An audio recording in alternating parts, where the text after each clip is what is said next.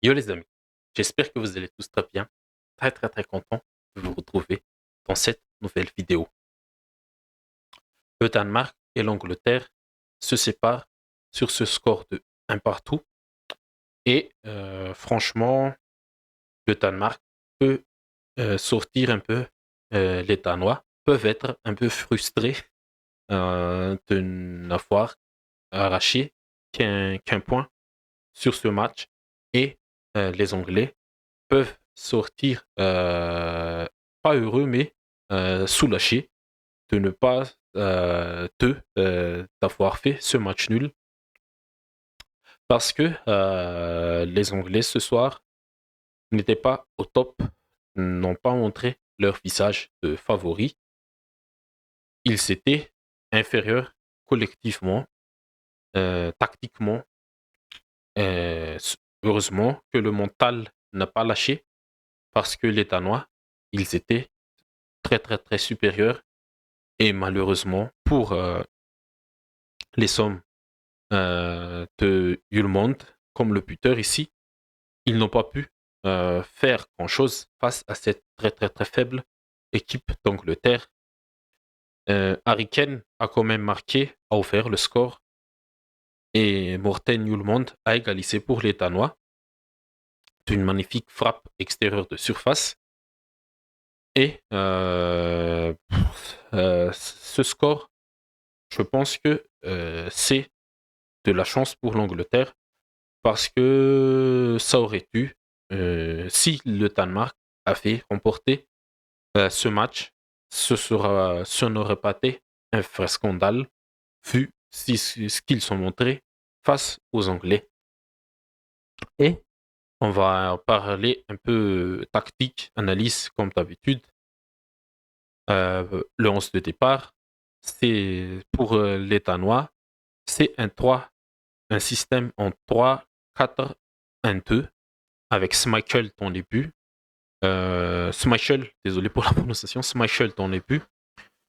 Joachim Andersen, Christensen et Westergaard. La, la défense à 3, la ligne défensive à 3. Dans le milieu, on a eu Højbjerg et Le Monde qui ont fait une top performance pour moi. Et sur les côtés, en tant que piston, Christensen qui a fait une erreur, une petite l'erreur qui amène le but de Harry Kane. Et Joachim Melle, que j'ai trouvé aussi en chambre ce soir. Et au-dessus du duo d'attaque, Højlund Wind, le maître à jouer de cette équipe danoise, Eriksen. Bon, c'était le même 11 que face à la Slovénie, à part Meile qui a débuté sur le banc lors de ce match.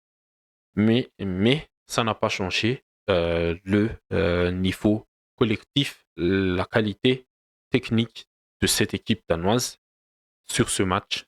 Et pour l'Angleterre, c'est aussi le même 11 que face à la Serbie, avec un système en 4-2-3-1 qui affectionne beaucoup notre très cher Gareth Southgate, avec Pickford dans les buts, Trippier latéral gauche, Kei et John Stones la charnière centrale, Kyle Walker le latéral droit, et au milieu, en double pivot, Trent et Declan Rice, et au-dessus de Kane en attaque, Saka sur l'aile droite, Bellingham en numéro 10 et Phil Foden sur l'aile gauche. Bon, comme face à la Serbie, la proposition collective de l'Angleterre n'a pas existé sur cette rencontre, a été très très très très décevante, très mauvaise même. Par contre, celui du Danemark, elle a été, je pense, elle a été dans la continuité de la première mi-temps contre la Slovénie, parce que les Danois, surtout après l'ouverture du score d'Harry Kane, là, ils ont montré toute leur qualité dans les petits espaces, face à un bloc bas. L'Angleterre qui défendait un peu en 4-4-2 en phase défensive. Comme ça, Saka et Foden qui va se glisser aux côtés de Declan Rice et Trent. Et c'est un bloc pas vraiment médian, ni très, on va dire médian, mais qui ne presse pas pour aller chercher les premiers relanceurs du Danemark, à l'image de Højbjerg, Hjulmand, qui ont été très très très forts sur ce match, que ce soit dans la récupération, dans la première relance, et l'orientation du jeu danois. Ils ont été top. Et Joachim Melle et Christensen aussi, qui collaient la ligne pour apporter plus de largeur dans le jeu du Danemark. Et les trois de derrière là, ils ont aussi maîtrisé leur sujet, malgré le but d'Harry Kane, qui est venu d'une erreur de Christensen, qui n'a pas vu le TGV Kyle Walker passer dans son dos. Et ses coéquipiers aussi n'ont pas vraiment communiqué avec lui. Malgré le but d'Harry Kane, les trois là ont sorti une top perf, un match correct face à cette potentielle attaque, cette force offensive anglaise. Et j'ai trouvé vraiment intéressant le Danemark dans les jeux de combinaison, dans les petits espaces et tout ça pour créer les décalages. Et ils ont réussi à le faire, bien sûr, parce que l'Angleterre, là, collectivement, désolé, l'Angleterre, collectivement, n'est pas, n'est pas performant. C'est tout ce qu'il y a à dire. Et de plus, les changements que Southgate ont fait n'ont rien apporté. Et ce fut des changements très très très forts. Kane qui est sorti, remplacé par Watkins, je pense. Oui, Watkins. Trent sorti, remplacé par Gallagher. On va vérifier ça un peu pour ne pas dire des trucs un peu. Oui, voilà. Watkins à la place de Kane à la 70e minute. Essay à la place de Saka. Bowen à la place de Foden. Et Gallagher à la place de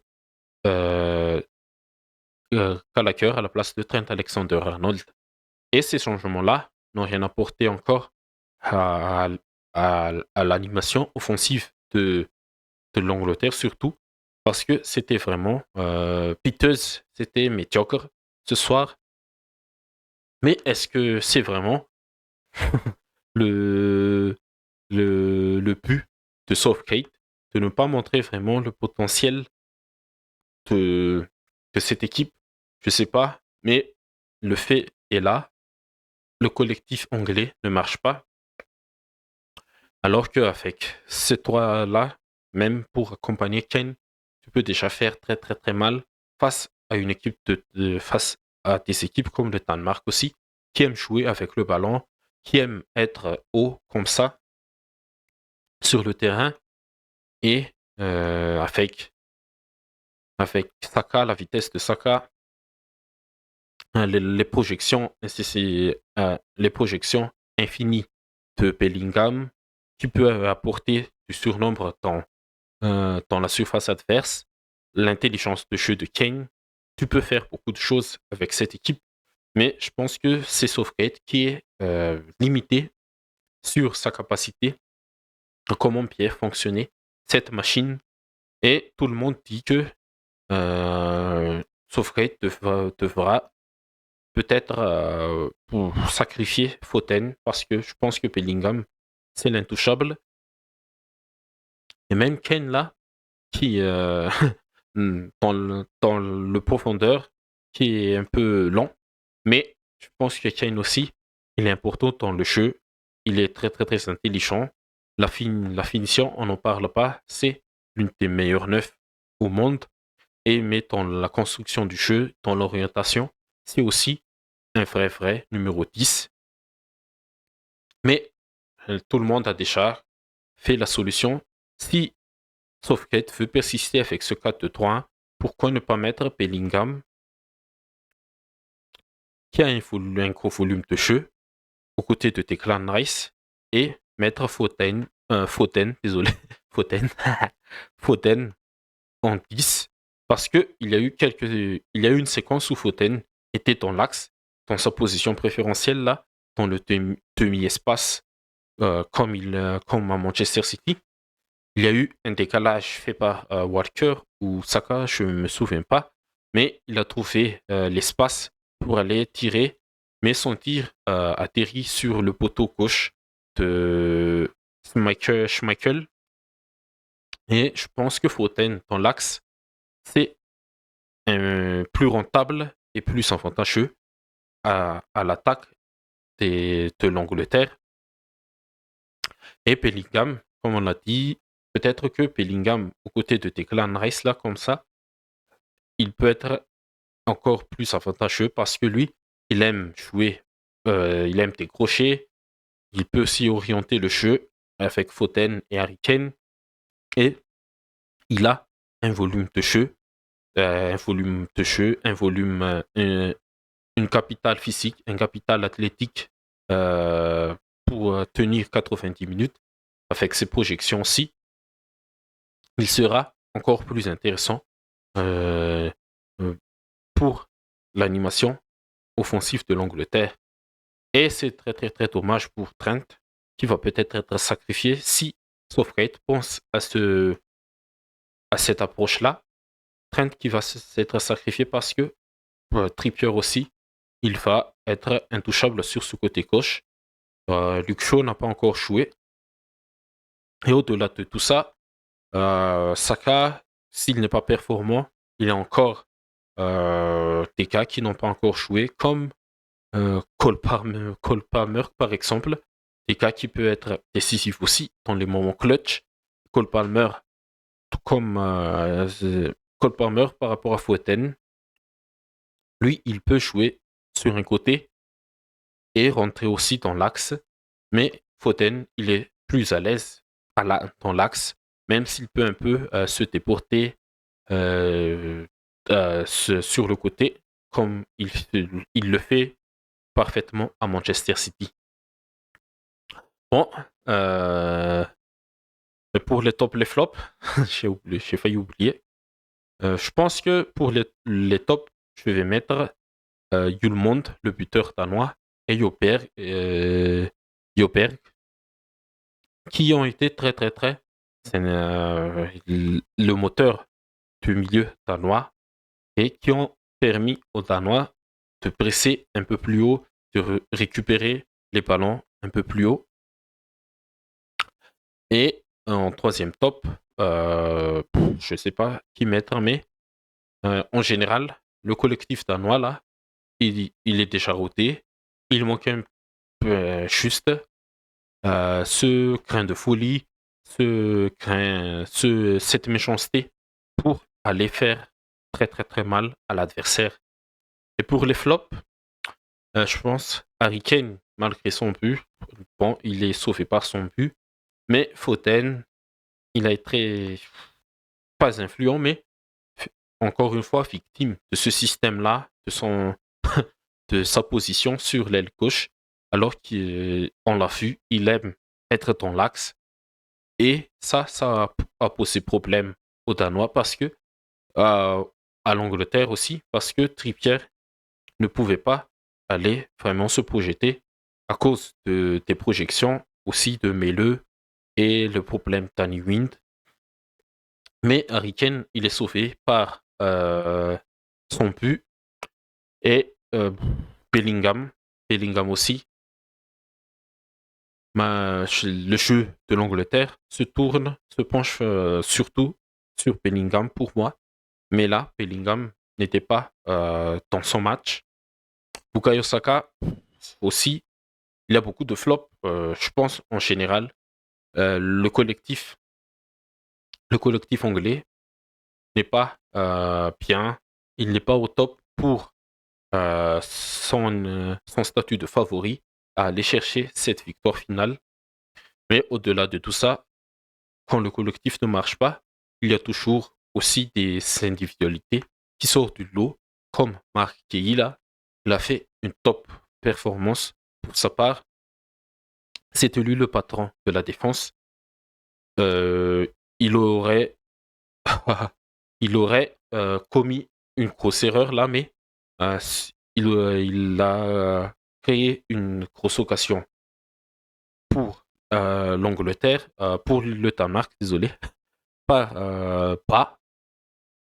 Mais son retour là, salvateur, face au piston de Danois là, il a, il s'est bien rattrapé sur son erreur parce que il a continué à faire le pressing. Mais c'est ça aussi la différence entre le Danemark et l'Angleterre.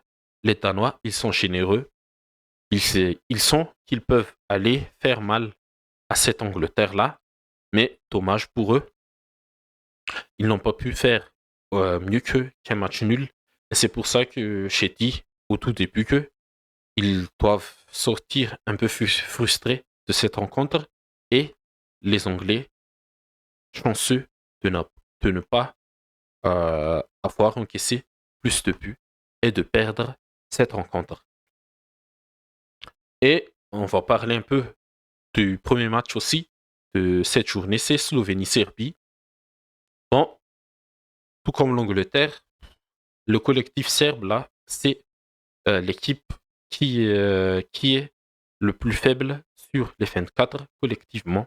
Je dis collectivement, malgré il y a quelques joueurs aussi qui a de la qualité, comme Tadic, Mitrovic, Vlahovic et tout ça.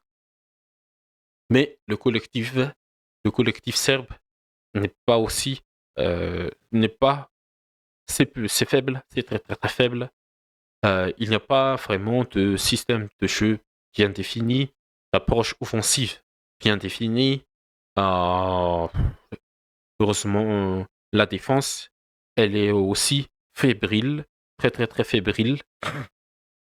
Et on témoigne le but encaissé sur une contre-attaque là, bien emmenée par le buteur, car Karni... Oh, c'est un peu difficile de prononcer le nom là, du latéral droit slovène. Karnic... Karnin...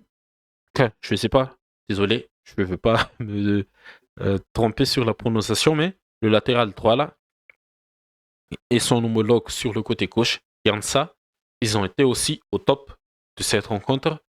Helsinki au milieu, au top.